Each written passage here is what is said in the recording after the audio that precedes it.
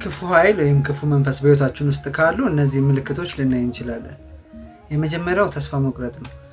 ከዚህ በፊት እንደነገርኳችሁ ተስፋ በእኛና በእግዚአብሔር መካከል ያለ ድልድይ ነው። ስለዚህ ይህንን ድልድይ መስበር ይፈልጋሉ። በምን መንገድ ነው የሚሰሩት? የሆኑ ነገር ተሳካልን፣ ሆነልን፣ አገኘን ብለን መጨረሻው ላይ ልንደርስ ስንል ይበላሽብናል። በዚህም ወደ ማማረርና ተስፋ መቁረጥ ከእግዚአብሔር ጋር ያለንን ግንኙነት ወደ መቀነስ እንገባለን ማለት ነው። ሁለተኛው ስለ ራሳችን ያለን አመለካከት ይቀየራል። ራሳችንን በጣም እንጠለዋለን። መልካችንን፣ ስራችንን፣ ሁላችን ነገራችንን አንወደውም። ስለ ራሳችን የምንሰጠው አመለካከት ከሌሎች በጣም ያነሰ ነው። ኢንፌሪዮሪቲ ኮምፕሌክስ ይሰማናል። ሁሌ ከሰዎች በታችነት ስሜት ይሰማናል። ራስን የመጥላትና ኢቨን እስከ ማጥፋት የመፈለግ አይነት ስሜት ድረስ እንዲሰማን ያደርጋሉ። ሶስተኛው ደግሞ ሰዎችን መጥላት ነው። ሰዎች ስለኛ ምንድነው የሚያስቡት ብለን ስናስብ ክፋትን፣ ምቀኝነትን ነው የሚመስለን እና ሁሉም ሰዎች ስለኛ ያንን ስለሚያስቡ ሰዎችን ሁሉ እንጠላቸዋለን። ወይም ደግሞ ክፋትን ነው የምናስበው። ውስጣችን ተንኮል ነው ያለው። ሁሉንም ነገር በጥርጣሬና በምቀኝነት ብቻ እንድናይ ነው የሚያደርጉን። አራተኛውና ዋነኛው እምነት ማጣት ነው።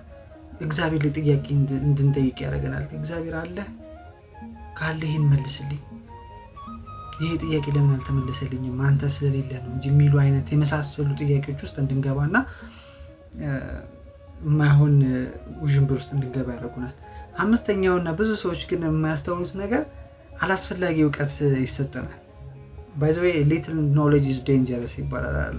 ትናንሽ እውቀቶችን ይሄ በፌስቡክ በዚህ ሶሻል ሚዲያ ምናምን የምንቀርማቸው እውቀቶችን ይዘን የማይሆን ፍልስፍና ውስጥ እንገባለን። አሁን የምንሰማቸው የተለያዩ ነገሮች አሉ አይደለ?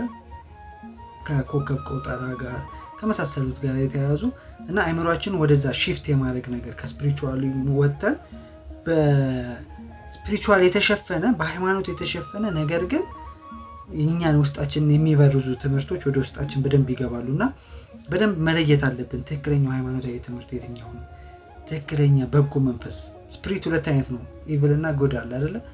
ምንጊዜም ዓለም ላይ ስንኖር ሁለት ሚዛን፣ ዓለም በሚዛናዊነት እንድትኖር ጥሩና መጥፎ ነገሮች አሉና ሁሉም የሚሰጡን ነገሮች ስፔሻሊ ሶሻል ሚዲያ ላይ ሁሉም የሚሰጠን ነገር ጥሩ አይደለም። አንዳንዱ መጥፎ ሊሆን ይችላልና ማበጠር መለየት አስፈላጊ ነው። ብዙ ጊዜ እንደዚህ አይነት እውቀቶች ትንሽ ገደል ውስጥ ይከታሉ። በሳር እንደተሸፈለ ገደል ናቸውና ማለት ነው። ስለዚህ ወዳጆቼ እነዚህ ነገሮች አስተውላችሁ ከእግዚአብሔር ጋር ያላችሁን ግንኙነት ማጠንከር ብቻ ነው መፍትሄው። ባይዘው ምንም በሉት ምን ዋነኛው መሰረቱ እግዚአብሔር ነው። መሰረታችሁን አሸዋ ላይ ከማድረግ ይልቅ በእግዚአብሔር ላይ የድንጋይ መሰረት ማድረግ የተሻለው ነው እላለሁ። ወዳችኋለሁ። ክበሩልኝ።